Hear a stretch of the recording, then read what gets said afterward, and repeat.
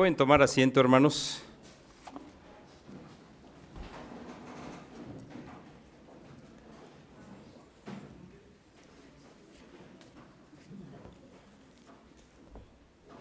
Hoy es un día especial para nosotros como parte del pueblo de Dios, porque por un lado estamos recordando que el Señor Jesús nació, pero por otro lado celebramos precisamente ese nacimiento. Algunos han dicho que celebramos el cumpleaños de Jesús, y más que pensar en el cumpleaños de Jesús, tenemos que pensar en la manifestación de la gracia y de la misericordia de nuestro Señor. Y algo que es importante, hermanos, es considerar que todo esto, como dice la Escritura, sucedió y es el resultado de un propósito eterno que Dios había establecido, como dice Pablo, aún desde antes de la fundación del mundo, y que es nuestra vida eterna. Vamos a orar. Señor, cuántas gracias te damos porque nos das la oportunidad en esta noche de estar aquí en tu casa para celebrar que un día como hoy el Señor Jesús nació conforme al propósito que tú tenías, conforme a los planes que tú tenías, y nació con también, Señor, un propósito, el dar su vida en rescate nuestro. Señor, que la reflexión que vamos a tener en esta noche podamos atenderla y podamos, Señor, tenerla como algo presente e importante en nuestra vida. Pero que, Señor, podamos seguir en este tenor de reflexionar en tu palabra todos los días, de tal manera que tu voz la tengamos siempre presente en nuestras vidas. Te lo rogamos en el nombre de Cristo Jesús. Amén. Voy a poner un poquito en aprietos a Daniel, porque voy a invitarles para que una especie de interludio, cantemos el himno 131. Les invito a que puestos en pie, cantemos el himno 131.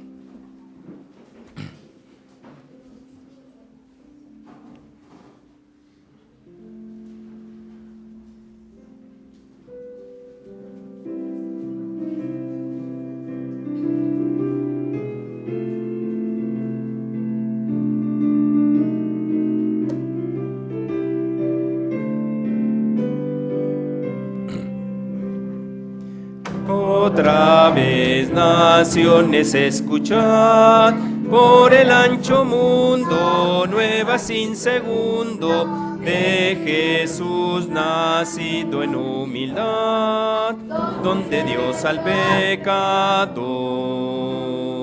Bella luz, astro misterioso da, con mensaje feliz de perdón y libertad. Bella luz, brille de justicia el sol, nieblas disipando, nubes colorando de arrebol. Ya la ansiada aurora vislumbró, con matices de oro, sin igual tesoro, es que ya por fin Jesús nació, donde Dios al pecador. Bella luz, astro misterioso da, con mensaje feliz de perdón y libertad. Bella luz, brille de justicia el sol, nieblas disipando, nubes colorando de arrebol. Escucha del coro celestial, de ángeles cantores que hablan a pastores, traen mensaje de Dios al mortal, donde Dios al pecador.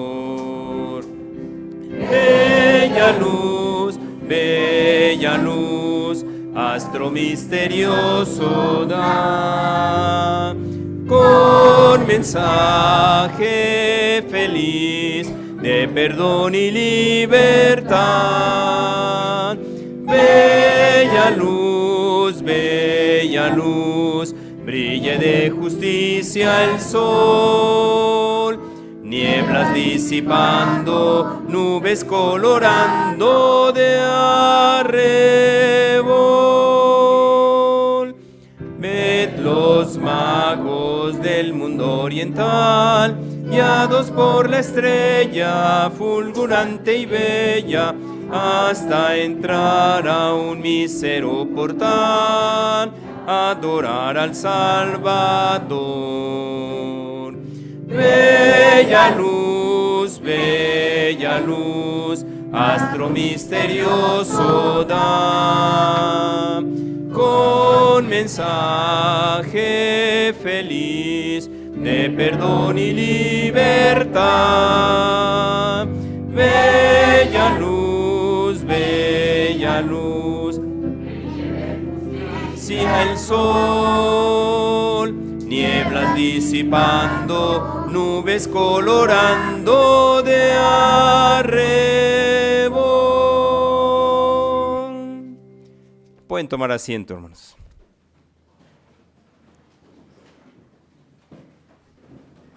Dice el relato que leímos de Lucas 2, del 1 al 20, en los primeros versículos.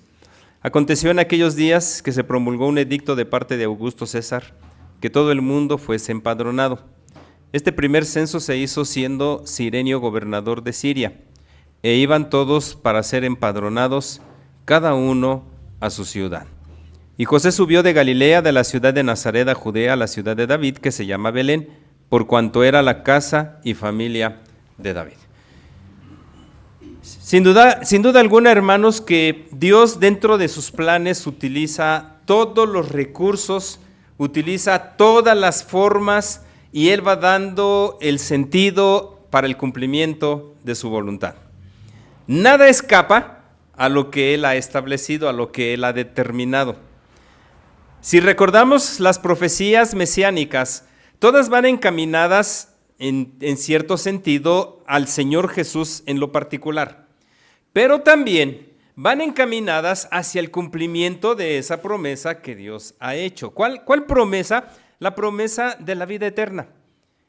Esto es algo en lo que muchos quisieran ver errores en Dios, pero no es así, porque Dios mantiene su propósito de estar en comunión con el hombre por toda la eternidad. Así creó a Adán y a Eva, así creó a estos dos primeros seres humanos, y a partir de ahí tenía que ser de esa forma. Sin embargo, pues viene la cuestión del maligno, viene a echar a perder en cierta manera los planes de Dios, y digo en cierta manera porque Satanás no echa a perder ningún plan de Dios. Al contrario, Satanás cumple también la voluntad de Dios. Y les digo esto porque tratemos, hermanos, de vislumbrar todo lo que ha sido los acontecimientos anteriores al nacimiento de Jesús. La profecía a Zacarías, ¿se acuerdan? De acuerdo a lo que relata Lucas, que es el que más amplitud da a todos estos eventos. La profecía a Zacarías, de que van a ser ya para nosotros, con toda la información dada, Juan el Bautista, donde hay un cierto dejo de incredulidad, de tal manera que Zacarías se queda mudo mientras Elizabeth, su esposa, está en el tiempo del embarazo. Bueno, también se da el anuncio del nacimiento de Jesús, como el ángel viene con María y le dice que va a engendrar al Hijo de Dios. Y toda esa serie de situaciones, hermanos, bueno, vienen desarrollándose durante 9 meses, digamos así, durante un año, porque más o menos Juan le lleva 6 meses de diferencia a Jesús. Pero llega el momento en que las cosas se tienen que cumplir.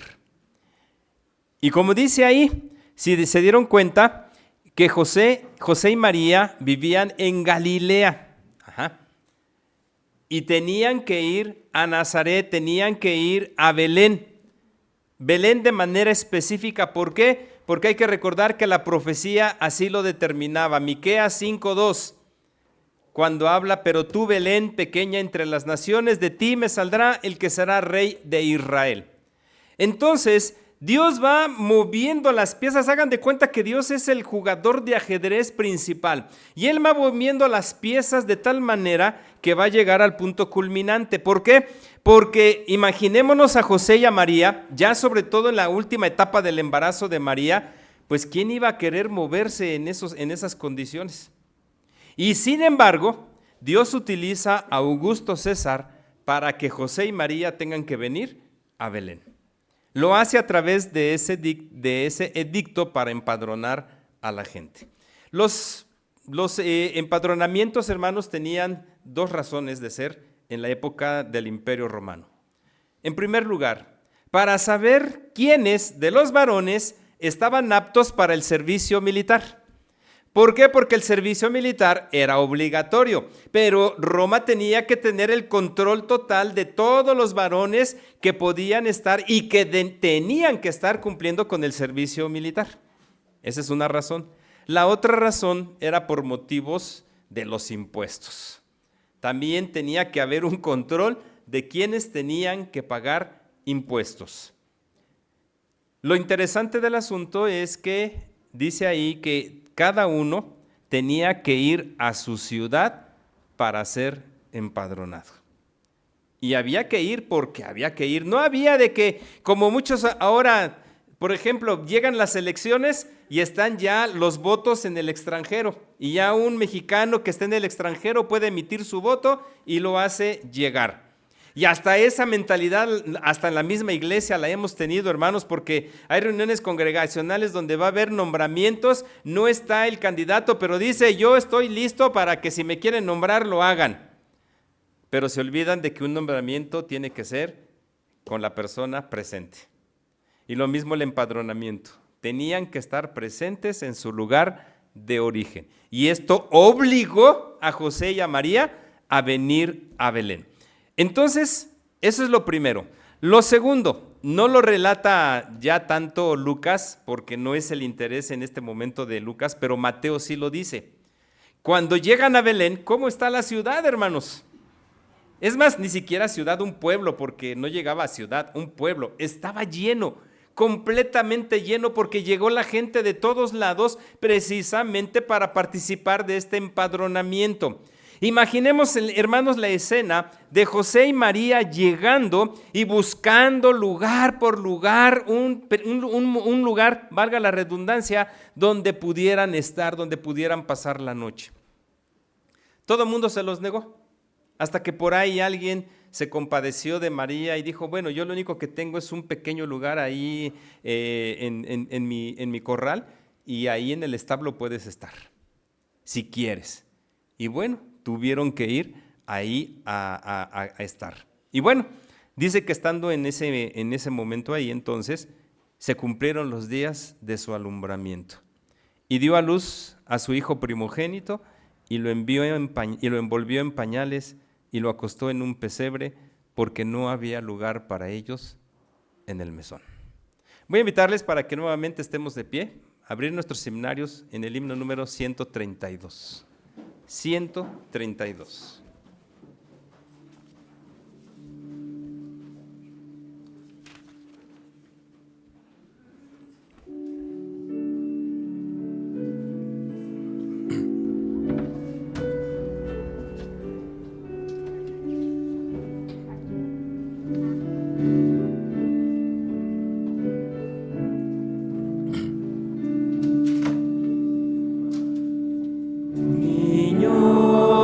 Santo, nacido de Dios, admirable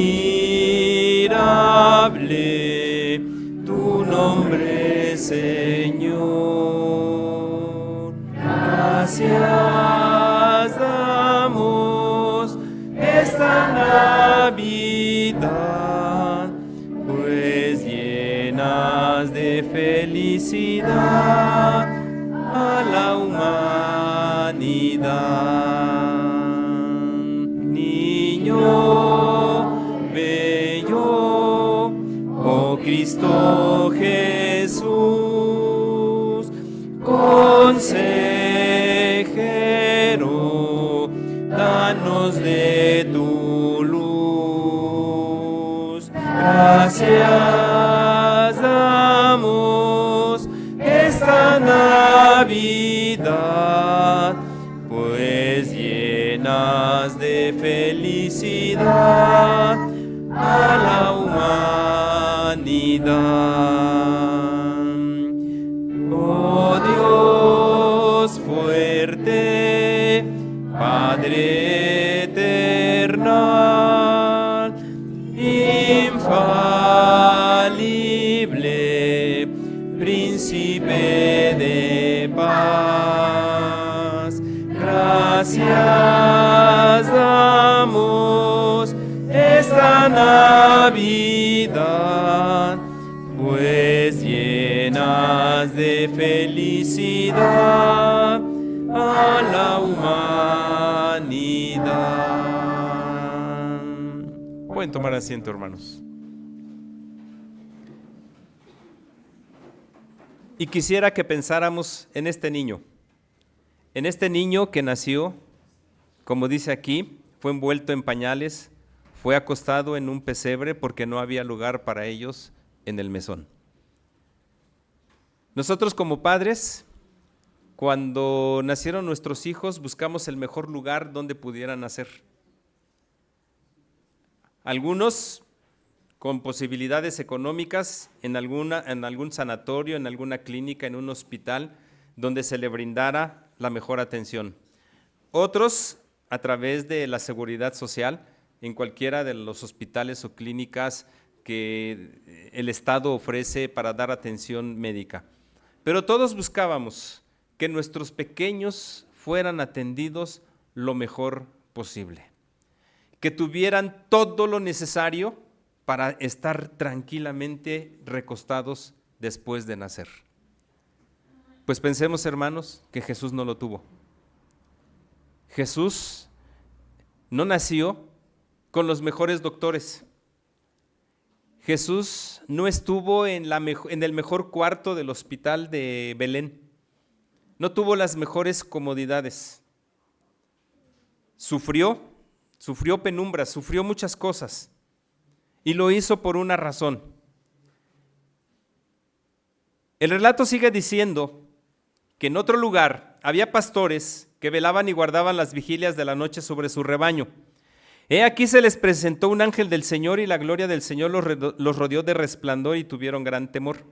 Pero el ángel les dijo: no temáis, porque he aquí os doy nuevas de gran gozo que será para todo el pueblo.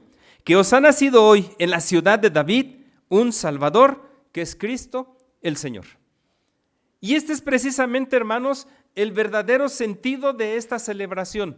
El saber que nació un Salvador, que es Cristo el Señor.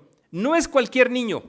A pesar de todo lo que pasó, no es cualquier niño. Es el Hijo de Dios. Digámoslo en pocas palabras, es Dios mismo habiéndose hecho carne y venir a nacer en ese lugar donde, si lo ponemos bajo nuestra perspectiva, ninguno de nosotros hubiera querido que nuestros hijos nacieran ahí. Nosotros dispusimos lo mejor para ellos.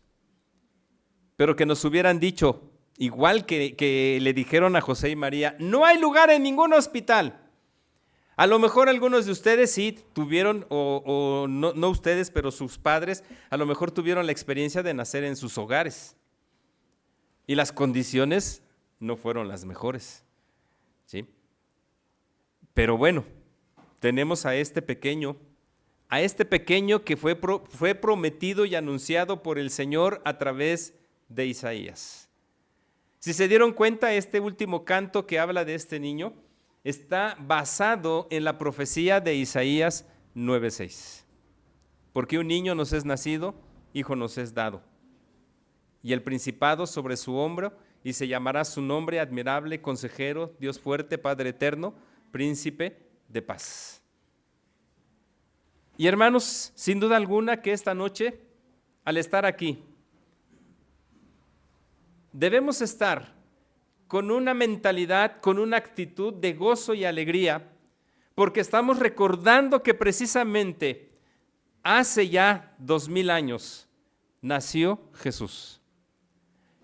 Y nació, como dice aquí, nació porque es nuestro Salvador, porque es Cristo el Señor.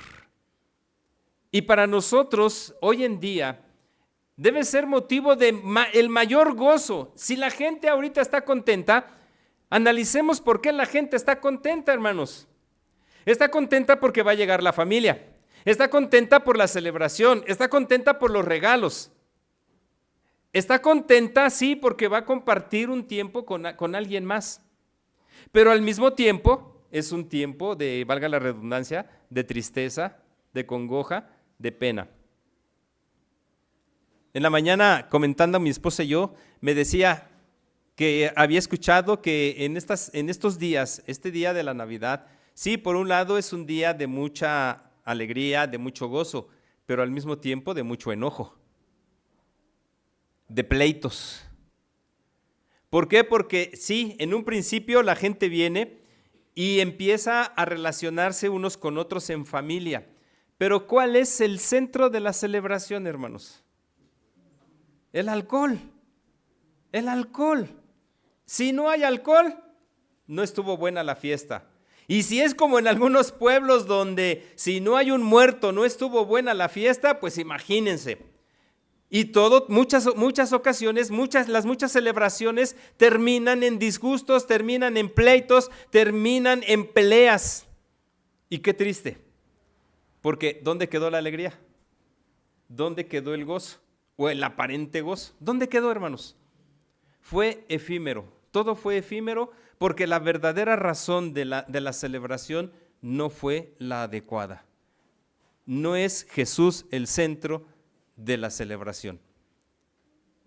Y todavía dicen los ángeles que se presentan aquí, le dicen a los pastores: esto servirá de señal, hallaréis al niño envuelto en pañales acostado en un pesebre. Y repentinamente apareció con el ángel una multitud de las huestes celestiales que alababan a Dios y decían: gloria a Dios en las alturas y en la tierra paz, buena voluntad para con los hombres. Hermanos, este canto, ¿cuántas veces no lo hemos escuchado? Muchas veces, y hasta distorsionado. ¿Recuerdan cuál es la versión que hemos escuchado, hermanos? Para los hombres de buena voluntad, exactamente. Pero el canto no es así. Dice buena voluntad para con los hombres. ¿Por qué? La buena voluntad de parte de quién viene, hermanos? De Dios. Todo viene de Dios.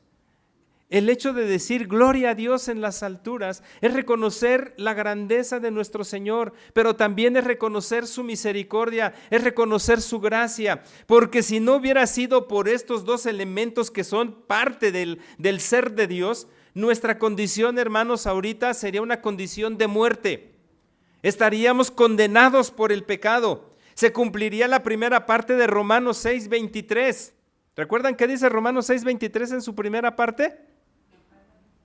La paga del pecado es muerte. Y hasta ahí sería nuestra condición. Sin embargo, el mismo apóstol Pablo lo dice: mas Dios muestra su amor hacia nosotros en que a pesar de ser pecadores, Cristo murió por nosotros. Pero antes de morir, tendríamos que decir: nació por nosotros. Y si lo vemos en la perspectiva de la santidad y de la divinidad de Jesús, hermanos, ¿qué razón tenía Jesús para venir a nacer y dejar la gloria que tenía con el Padre, hermanos? No tenía ninguna. No había ninguna razón por la cual Él lo pudiera dejar. Sin embargo, lo hizo por amor a nosotros. Lo hizo porque la misericordia de Dios se tenía que manifestar en nosotros y se tenía que cumplir con ese propósito original de Dios de que el hombre viviera en comunión con Él.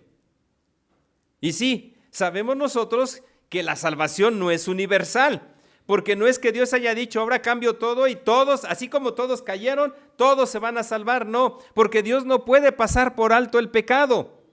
Y Dios tiene que condenar el pecado, pero al mismo tiempo en esa condenación Él muestra su misericordia. Y hermanos, tendremos que decir que nosotros somos seres privilegiados y constantemente lo tenemos que estar recordando de que somos seres privilegiados porque Dios se ha fijado en nosotros. ¿Recuerdan lo que expresó el salmista en este mismo sentido, hermanos? ¿Qué es el hombre? Para que lo visites. ¿Qué es el Hijo del Hombre? Para que tengas de él memoria. ¿Qué somos, hermanos? No somos nada. Y sin embargo, Dios nos da el valor que nos corresponde. No por nuestros méritos, sino por los méritos de Jesús. Y este canto, hermanos, lo debemos cantar, valga la redundancia, no solamente en esta época de Navidad, sino en todas las épocas del año. Porque en todas las épocas del año debemos recordar que Jesús nació para darnos vida y vida en abundancia, como dice la Escritura. Y entonces dice aquí el relato que sucedió que cuando los ángeles se fueron de ellos al cielo, los pastores se dijeron unos a otros: pasemos pues hasta Belén y veamos esto que ha sucedido y que el Señor nos ha manifestado. Fíjense, inmediatamente viene ese interés de saber dónde había nacido Jesús. Y si lo vamos conectando, hermanos, entonces tenemos primero, José y María viven allá en Galilea y se tienen que dirigir hacia Belén por el edicto que dijimos que ya se había promulgado. Y ahora dice aquí que los pastores van a Belén a ver precisamente que este acontecimiento fuera una realidad. Porque hay que recordar, hermanos, que si algo esperaba el pueblo de Israel era la manifestación del Mesías.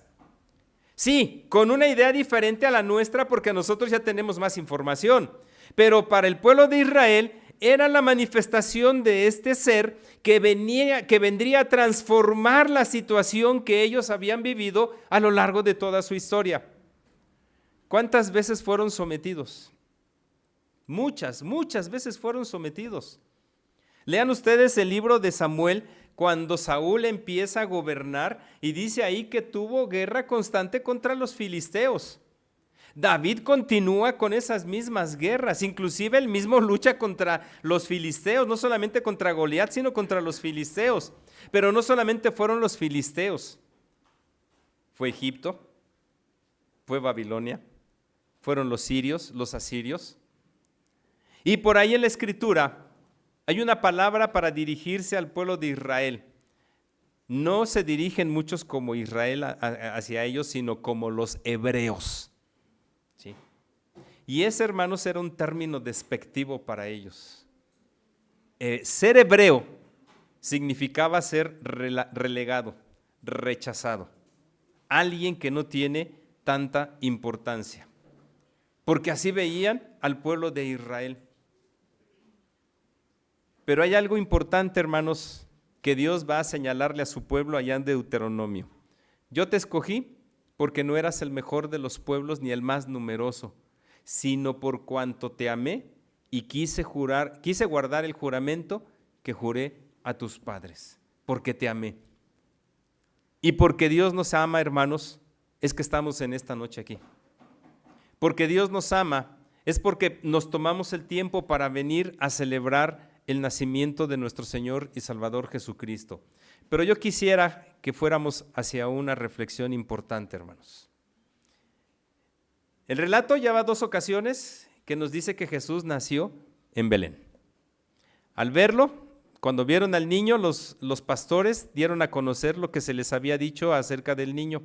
Y todos los que oyeron se maravillaron de lo que los pastores les decían. Jesús nació en Belén, en esa pequeña aldea. ¿Sí? Inclusive, algunos dijeron, ¿de Belén puede salir algo interesante, algo importante? ¿Por qué? Porque Belén era considerada como una villa prácticamente, algo insignificante. Y sin embargo, allí nació Jesús. El lugar donde nace Jesús físicamente es Belén, allá en Judea. Pero hermanos, ¿Jesús ha nacido en sus corazones? ¿Pueden decir que Jesús nació en su corazón? Porque ese es el lugar donde hoy en día debe nacer Jesús, en nuestros corazones. El saber que Él ha nacido en mi vida para darme vida en abundancia, vida eterna. Jesús, y eso me recuerda a una canción de un cantautor guatemalteco que decía que Jesús no es sustantivo exactamente, es verbo, es acción. ¿Por qué? Porque Jesús desde que nace actúa. Los acontecimientos nos dan para mucha información que nos da la Escritura. El edicto de Herodes, la visita de los magos, la persecución, la matanza de los niños y bueno, un montón de acontecimientos que se dan alrededor de Jesús. Jesús no pudo pasar desapercibido desde el momento en que nació. Y aquí lo tenemos, primero las huestes celestiales cantando este himno, gloria a Dios en las alturas y en la tierra paz, buena voluntad para con los hombres. Jesús nació hace 2025 años, siendo conservadores. Nació en esa tierra pequeña, en esa tierra insignificante. Pero la pregunta es, ¿ya nació este niño en nuestros corazones? Y dice aquí, os ha nacido hoy en la ciudad de David un Salvador, que es Cristo el Señor. Y si ya nació en nuestros corazones, hermanos, ¿qué vamos a hacer con este pequeño? ¿Qué vamos a hacer con este niño que ha nacido en nuestra vida? ¿Qué vamos a hacer? ¿Lo vamos a rechazar? ¿O lo vamos a tener y vamos a hacer que crezca, que se desarrolle y que a nosotros nos ayude a crecer también y a desarrollarnos en el ámbito de nuestra vida espiritual? Hoy es una noche de celebración, por eso los cantos. Algunos dirán, híjoles, hoy al pastor como que se le fue por ahí el tornillo y nos trae cantando. No, hermanos, es que hay que cantar a Dios. Porque para eso tenemos este recurso, para darle la honra y la gloria al Señor. ¿Por qué? Porque Jesús ha nacido y porque Jesús nos ha dado vida eterna, porque Jesús ofreció su vida en rescate nuestro. Y nosotros también tengamos esa mentalidad de los ángeles, cantemos al Señor, alabemos su nombre, porque solamente por su misericordia es que estamos aquí en esta noche. Y cuando vayamos a nuestros hogares, sigámoslo haciendo, hermanos, con los nuestros, con lo que se ha preparado. Y como lo he estado repitiendo constantemente en estas últimas semanas, que Jesús sea el centro de nuestra celebración, hermanos. Que no sea la cena, que no sea la familia, sino que Jesús sea el centro de nuestra celebración. Porque gracias a Él tenemos vida eterna. Porque gracias a Él estamos aquí. Porque gracias a Él hemos sentido el amor de Dios manifestado de una manera concreta y real en nuestras vidas. Para nosotros, Jesús no es una idea filosófica, una idea sociológica, no. Para nosotros Jesús es la vida. Él mismo lo dijo, yo soy el camino, la verdad y la vida y nadie puede venir al Padre si no es por mí. Por lo tanto, hermanos, les animo para que en esta noche, en nuestros hogares, con nuestras familias, sigamos celebrando que Jesús nació y que en ese nacimiento nos ha dado la vida eterna. Que el Señor nos bendiga.